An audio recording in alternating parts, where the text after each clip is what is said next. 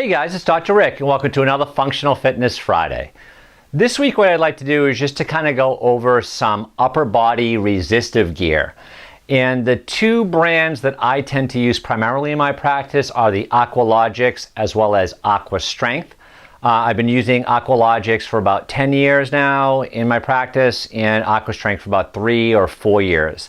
So if we look at the Aqualogix, Aqualogix has 3 different size bells. They have a small green, they have a medium black, and a large blue bell.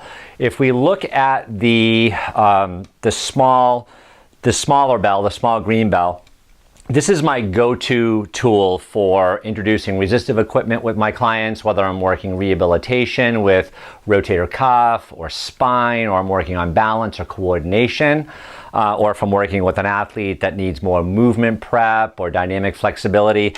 This tends to be my go-to tool. The handle design and the cage itself are pretty close together, so you get some really nice smooth resistance throughout the full range.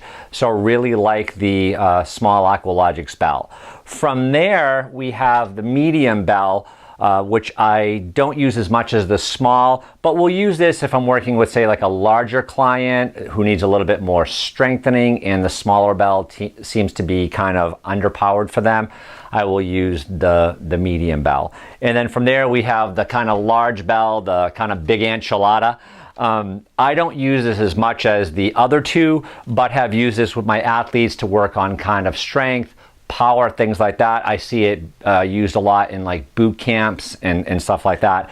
The only thing that with this bell is the handle is here and the mass of the cage is here. So sometimes you really need to grip it tight or you'll kind of get that wobbling sensation. But again, for pure strength, power, this is a really nice tool as well. If we look at the AquaStrength has one size bell, but 2 different colors. They have the blue as well as the pink. And like I've mentioned before, the pink I like because of the color. It's really vibrant and you can see it under the water a lot more and pay attention to more alignment and position with your clients than, say, the blue. I like the AquaStrength as well. The handle design is a little bit different than the Aqualogix. The Aqualogix uses a pistol grip, whereas the AquaStrength uses more of a large, smoother grip. So if you have clients that have a harder time gripping, sometimes this is a nice tool as well. I tend to use the AquaStrength with more hand-over-hand stuff or rotary things or passing, things like that.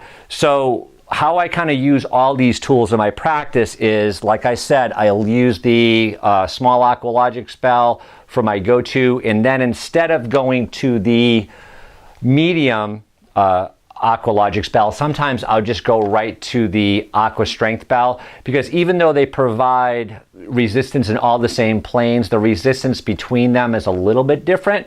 So this is, smooth, and then I can create a little bit different dynamic, still smooth, but a little bit different dynamic with the AquaStrength bell. So that's kind of how I utilize the resistive equipment in my practice. Love to hear how you guys are incorporating it as well. And next week we'll talk about resistance lower body fins from both AquaStrength and Aqualogix. But comments and always appreciated. RickMcAvoyAquatics.com for any training. And hope you guys have a great weekend. We'll see you next Friday.